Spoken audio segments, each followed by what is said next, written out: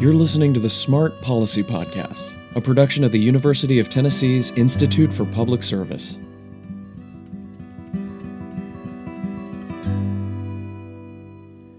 In our last episode, we heard from Uplift Appalachia that churches and communities want to help with recovery, but most don't feel equipped to take on the challenge.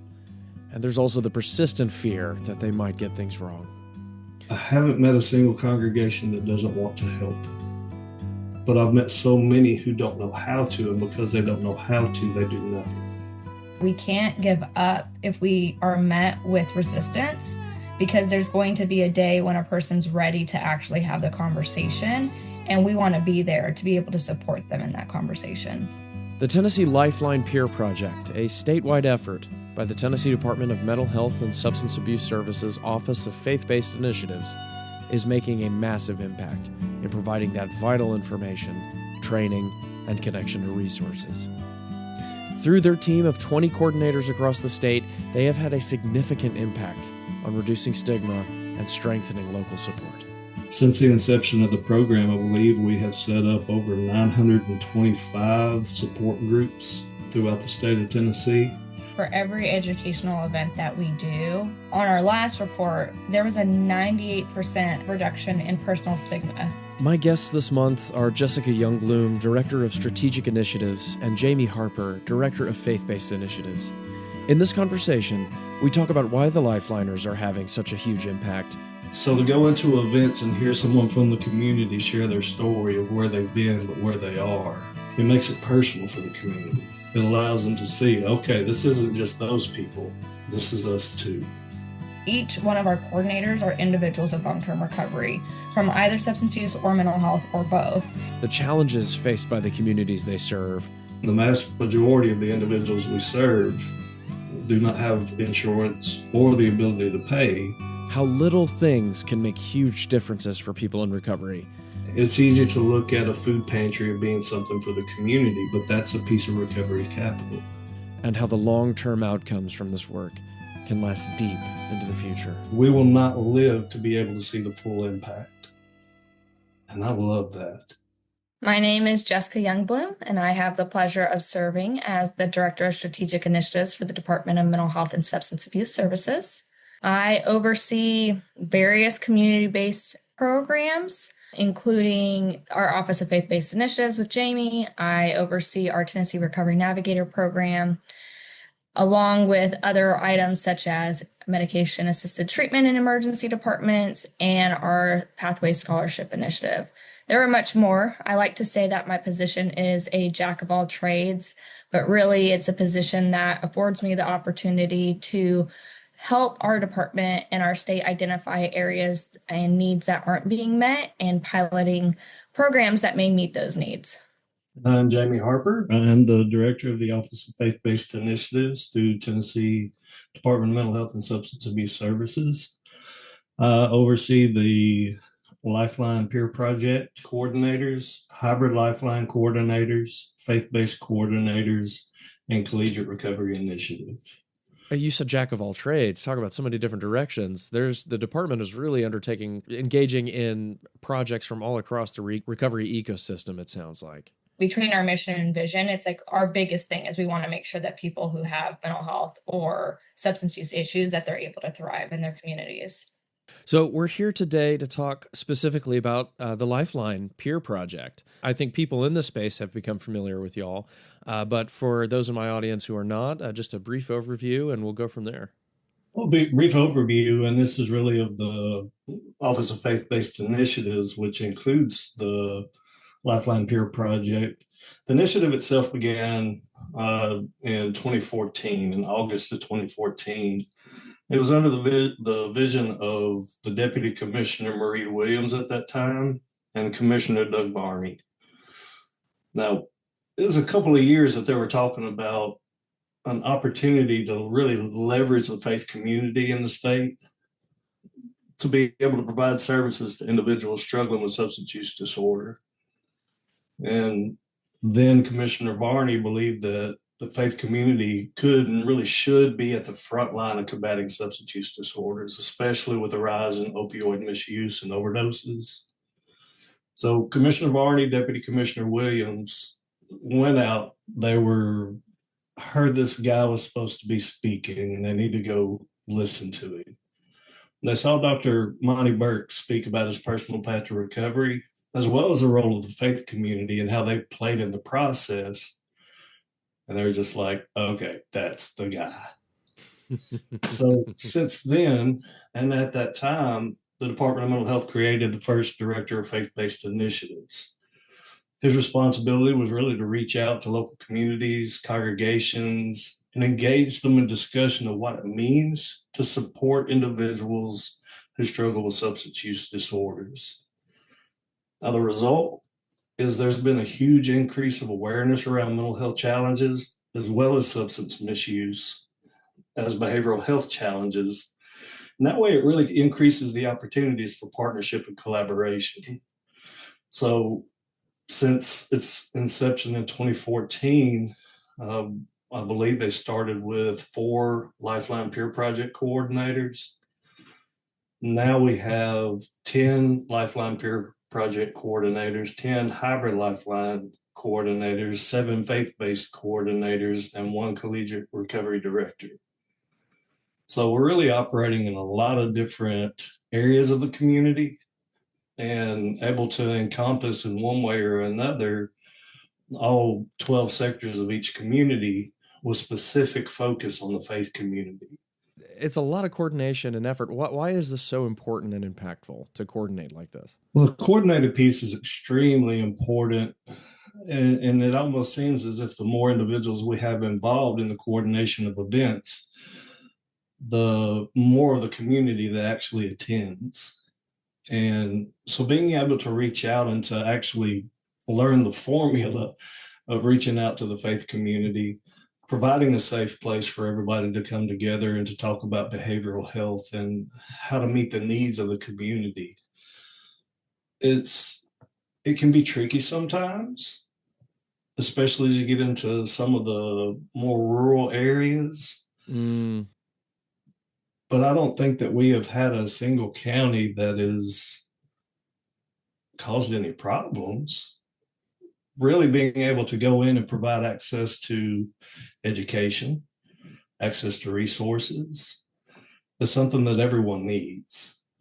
A lot of the problem is getting through to the community that, okay, this community actually has a problem. And so even with a coordinated effort of that, it's bringing in city leaders, county leaders to be able to say, this is what we're seeing.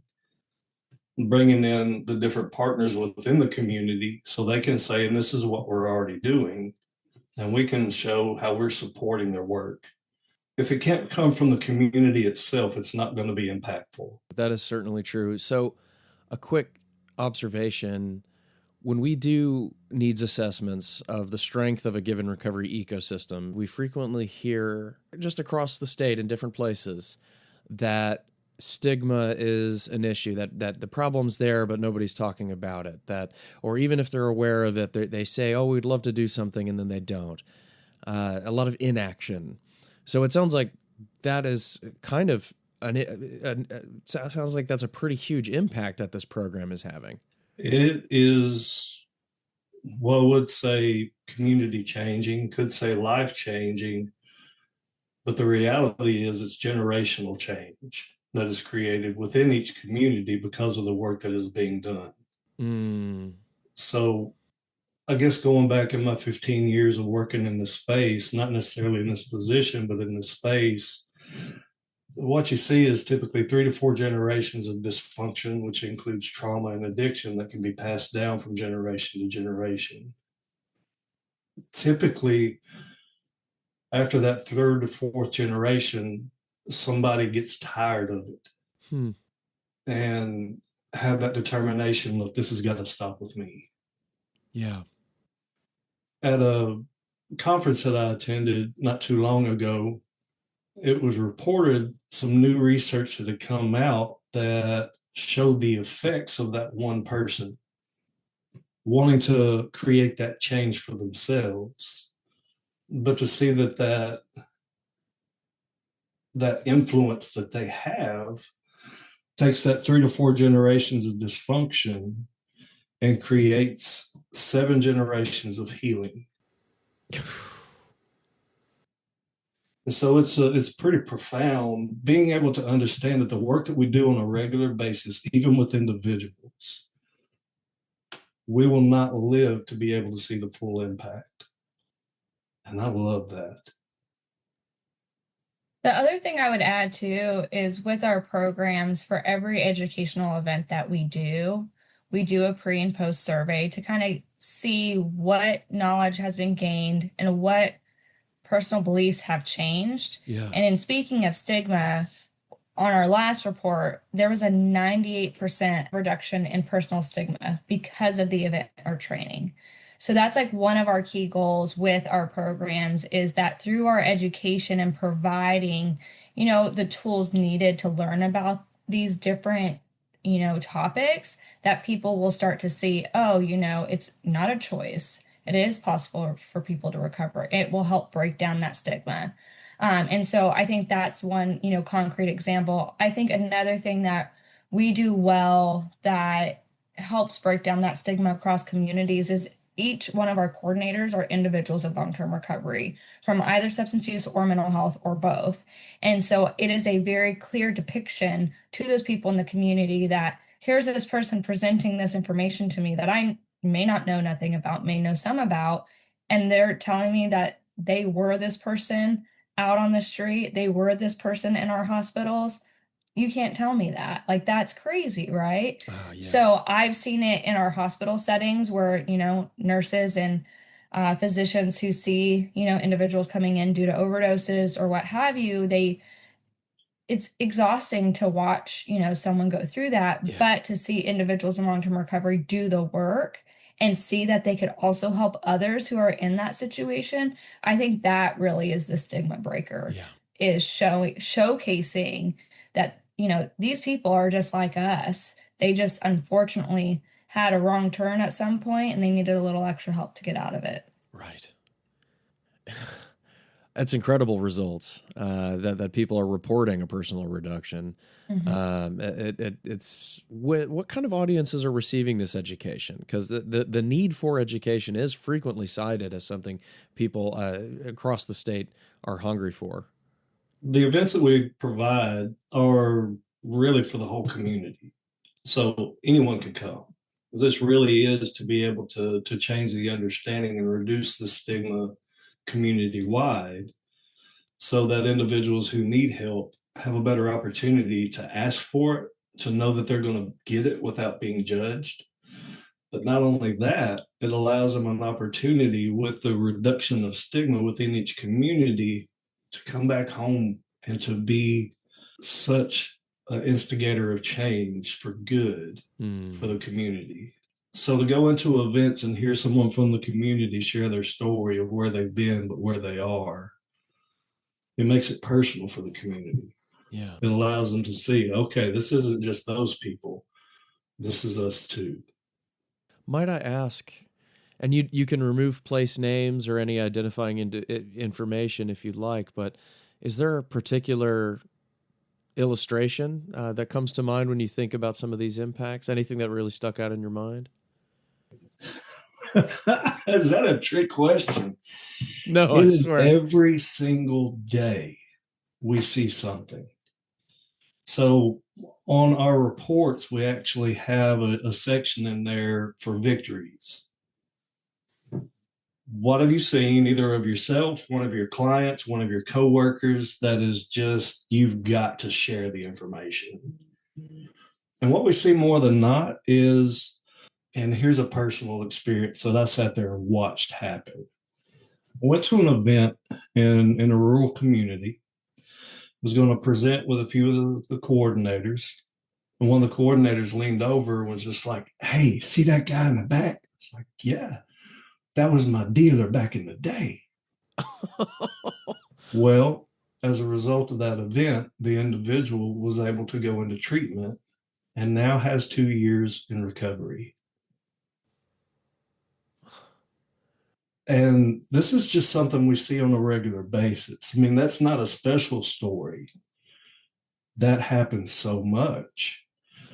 also taken into consideration, even from our own coordinators, I think we have 4 of our coordinators who called one of the Lifeline coordinators whenever they were in active use, was able to find recovery, and now they're serving as a coordinator. And so individuals who have used the system are becoming a part of the system to help others. That's really that's an impact right there, is that it seems to be almost self-sustaining in terms of its workforce. It is amazing. And to be able to look at different communities and to physically watch during the presentation, their jaws drop and their perception change. Because we do a little bit of questioning in that pre and post to be able to see where their mindset is before and to see where it is afterwards.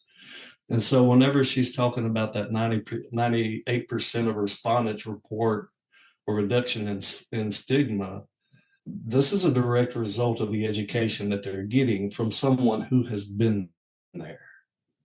That way we're actually able to share not what community believes, not what people have said, but this is what I have experienced. And it's a game changer.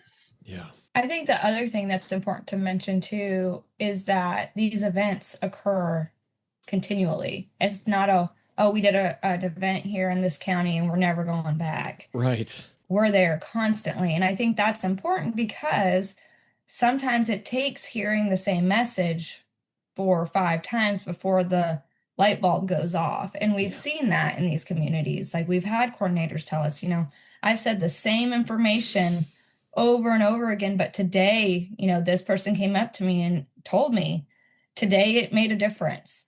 And so I think that's the other important thing is that we can't give up if we are met with resistance, because there's going to be a day when a person's ready to actually have the conversation. And we want to be there to be able to support them in that conversation. I think that sentiment is going to land well in the ears of every parent out there, because I think they know what that feels like. But in a way, I love that point, because that is a best practice for actually having an impact. You can't just do a one-off series of billboards and, clap your hands and say, job well done. You've got to keep pushing for sure, because that is just the nature of human learning. I think the other piece is bringing the successes back, right? Yeah. So, showing, the difference that's being made, the partnerships that have been created, because then it makes people go, oh, this is actually working.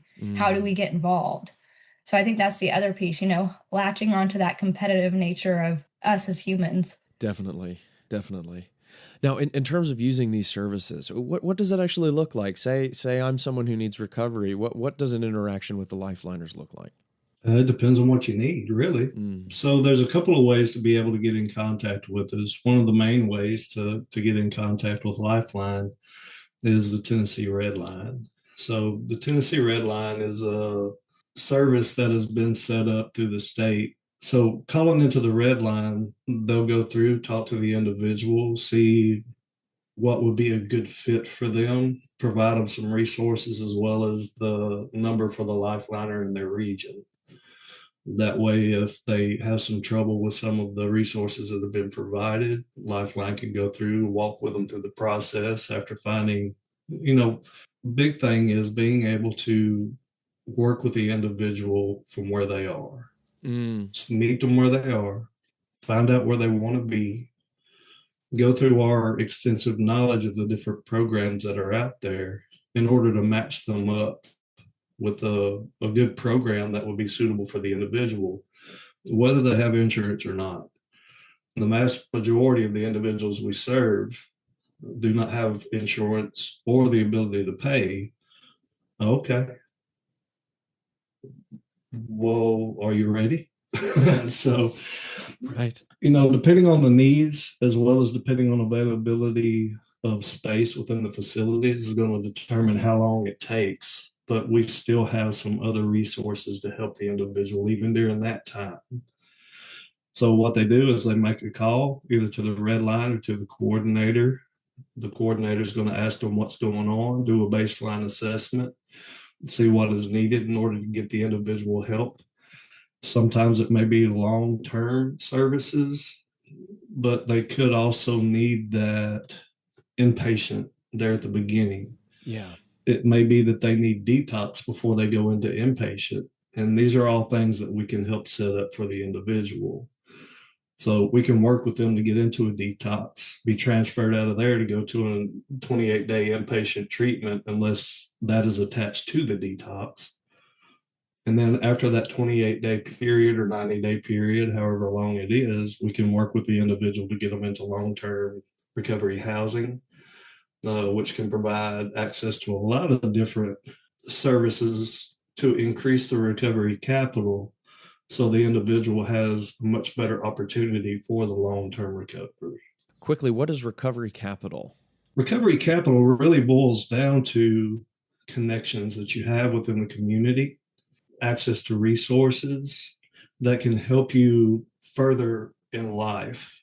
So Harvard actually did a study a few years ago over a 40-year period of what the recovery process looks like. And you look at that 40-year graph that they have, and it's just like, okay, you get into recovery and you just start doing good. Right. Yeah, okay. And they knew that. And so they went back and they said, okay, well, let's see what the first 2 years looks like. Right. And what they showed on that is what we know is that the good thing about recovery is you get your feelings back. Mm. And the bad thing about recovery is you get your feelings back. So it can be difficult sometimes, but whenever we're getting our feelings back, having to deal with the things that we've been going through, that we've been running from, numbing ourselves from, because a lot of people don't understand, even for those who say that addiction is a choice, okay, what's the choice? Yeah. My choice wasn't to use whenever I started using at 11 years old. My choice was to stop hurting. Yeah. And I chose what was presented to me, and it worked until it didn't.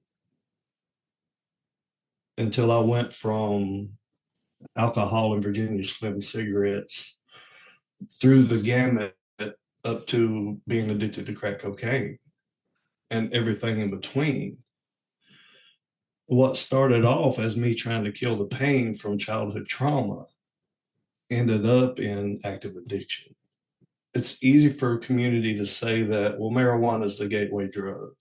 Weed ain't the gateway drug. Trauma is the gateway. Yeah. And that's what we're trying to get away from, is the pain. And that's not something that is unique to us. That is something that we are taught innately. Everyone. We don't want to hurt. Yeah. Some of us have better coping mechanisms as well as access to healthier ways of dealing with stuff. Sure. Than others. I grew up in a pretty decent home, but I still had no community. The recovery capital shows that within that community, even though during that first piece of recovery, the psychological distress increases, even though our emotional state decreases, even though there is so many negative connotations in that first piece of recovery, because now we got our feelings back and we got to feel it. We got to work through some stuff, which means we have to learn that process. Yeah, absolutely. On our last episode, we had on Uplift Appalachia. Are y'all familiar with that? Okay, great. So one of the things that Tanner Clements said, the director, that really stuck with me is the purpose of what they're trying to do with training and empowering churches to step up and provide community to people in recovery, starting with giving someone a ride, helping them find some food, the basic needs of a person, right? In the act of doing that, you end up creating a community that, in his words, wraps around the individual. So you're not just connecting to wraparound services, you're wrapping around the individual themselves, which is a beautiful commentary on what the purpose of community is. So you have that network and that connection.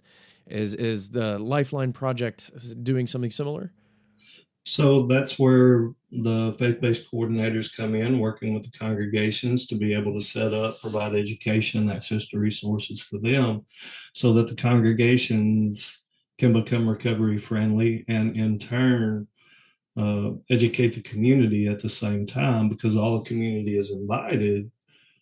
But now we have the faith community who is there to be able to be that wraparound service, to wrap around the individual. So it's not just, all right, we'll help you. And that's where it stops. It's okay, we'll help you. We'd love to see you come back. And what happens there is the faith community allows an opportunity for individuals to get the help that they need, and then to come back and really to be a champion for that congregation and community to help other individuals who are where that person used to be. So it's not just wrapping around, it's allowing opportunity for the individual to find their purpose and place in community. I think the other thing too that the Lifeline coordinators do is you have your faith-based coordinators that are, educating our congregations and our organizations of faith. Our Lifeline coordinators aren't just connecting the individuals to treatment, they're educating the larger community. Right. So they're working with the chambers of commerce, they're working with other entities in the community, just the typical, individual that's walking down the street and has an interest in this. They're educating the community at large. And I think that's an important factor of it all, because our communities feeds into our places of faith, and our places of faith send our individuals out into the community to do the things that they need to do. And so those two bodies come together to really create that recovery capital that Jaime was talking about. And then in addition to that, the hybrid lifeliners that are working in the distressed counties who have access to different services that are available through DHS. And so there's opportunity for access to SNAP, TANF, other different types of resources that are available through DHS, including what we already have as well. So being able to work with the faith community is a piece of it. We're working with the general community, specific with the distressed communities and counties across the state, as well as within our collegiate recovery initiative, working on college campuses, university campuses, so that students, admin, faculty, and teachers all have access to the different resources, as well as opportunity to set up support groups. Since the inception of the program, I believe we have set up over 925 support groups throughout the state of Tennessee. Good night. It's pretty legit. And this isn't us going in and saying, this is what we want you to do. It's working with the community to find out what they need and helping them get that. Right. And it kind of goes back to your original question, Jeremy, of why is it necessary for all these different players to why it's important for us to collaborate. And it's because we can't do this by ourselves, right? Yeah. We need all these facets to work together to really create an avenue for individuals to be able to access the services more easily, to be able to stay in the services, to be able to jump back into services if they decide right now it's not for me, and to have that support network that comes around them so that they can succeed. So I think that kind of goes back to your original question and how this all started is we have to leverage the resources we have so that we, A, don't duplicate something that's already so hard to obtain, but B, so that we can make sure that we're doing our best to create a system that can be navigated and a person can thrive in. Yeah, that's an excellent point, and an even better way of describing a recovery ecosystem than I did earlier. So truly impactful and helpful, thinking long-term, planting trees, building cathedrals. These are metaphors that popped into my head throughout this conversation, such as when, Jaime, you said, we won't see the full impact of this. We won't live long enough. It's a good way to think about how we get out of this, because this didn't just start in the 2010s. This goes back a long time. What are some of the most common problems that communities face What are, when Lifeline project coordinators and the other programs in the department are working on improvement, what are some of the most common problems? I mean, obviously something like there's not enough recovery housing or not enough open beds or something like that. There's never enough resources. And then we have an opportunity to talk with them about all the resources that actually are available. There are so many resources that very few people know about. So the most common challenge we have is finding the opportunity to go in and to let them know what they actually do have access to. Right. And, going back to what was said a few minutes ago about being able to maybe use a church van, that Uber that only gets to be used one day a week. Well, why don't we see if we can put that in service a few more days a week and allow that to be some transportation to meetings, to treatment, to work, to whatever may be needed for that individual. Because there's so many resources out there that each congregation and each faith community has access to. It's easy to look at a food pantry as being something for the community, but that's a piece of recovery capital. Just as well as a clothing closet. Well, that's recovery capital too. Recovery is much wider, much broader than substance use and mental health. We all need recovery in one way or another. We all struggle with something in one way or another, and it's not new to us. It's always been that way. I think one of the biggest things that communities face is the challenge of being able to say that we had that problem here. Interesting. I haven't met a single congregation that doesn't want to help, but I've met so many who don't know how to, and because they don't know how to, they do nothing. So what we can do is empower them with the education to see how to work with individuals, how to ask the right questions, instead of saying, "Hey, how you doing?" "Oh, I'm doing good. How you doing?" Right. And just letting that be it. Following that up with "How are you really? Yeah. What's going on?" And sitting down and having a conversation. That is what allows change, because that invites connection and relationship. We have to have that, but not everybody knows how to get that.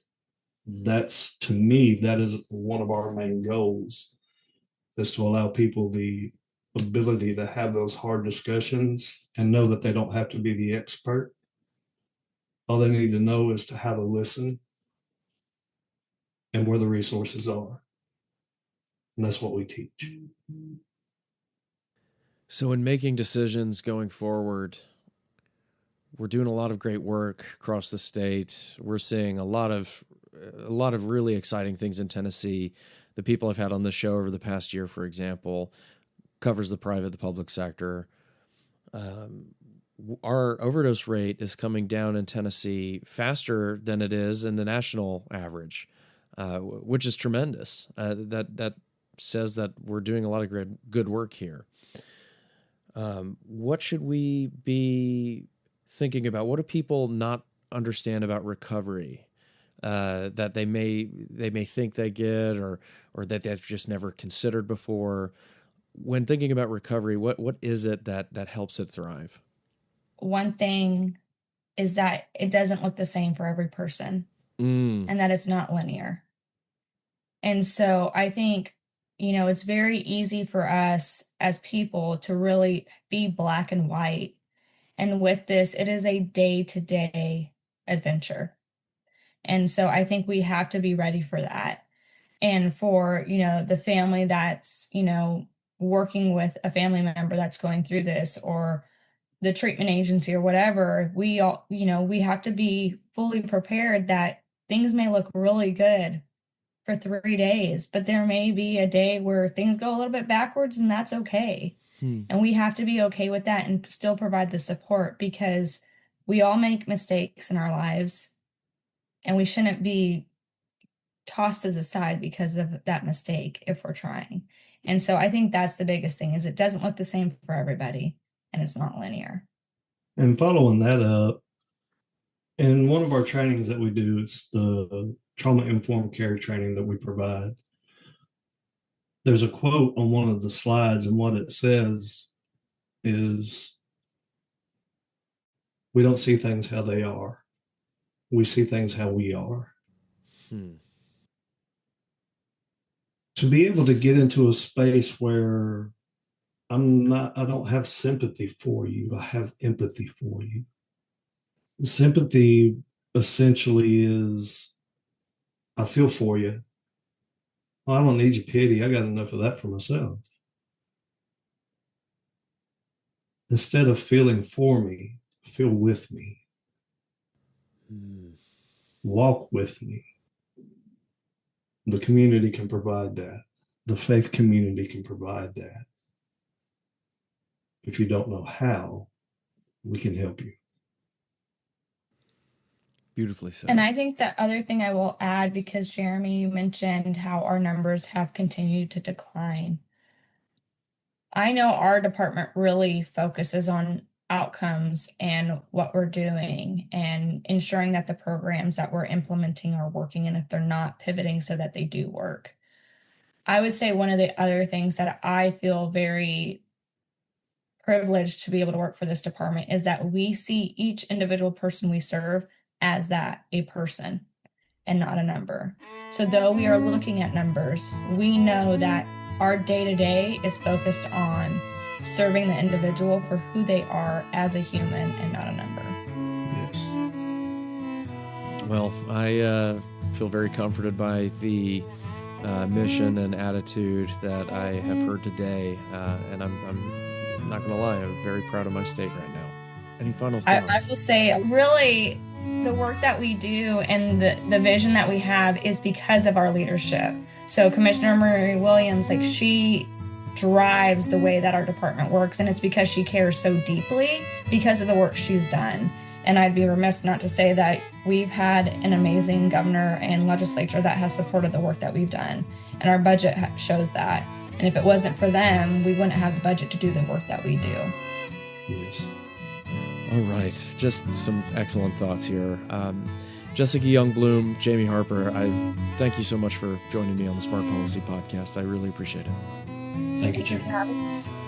For more episodes on in-depth discussions on Tennessee policies related to substance use disorder by a range of local experts, please subscribe to us wherever you get podcasts and visit our website at smart.tennessee.edu. I'm Jeremy Corvelis. Thank you for listening, and see you next month.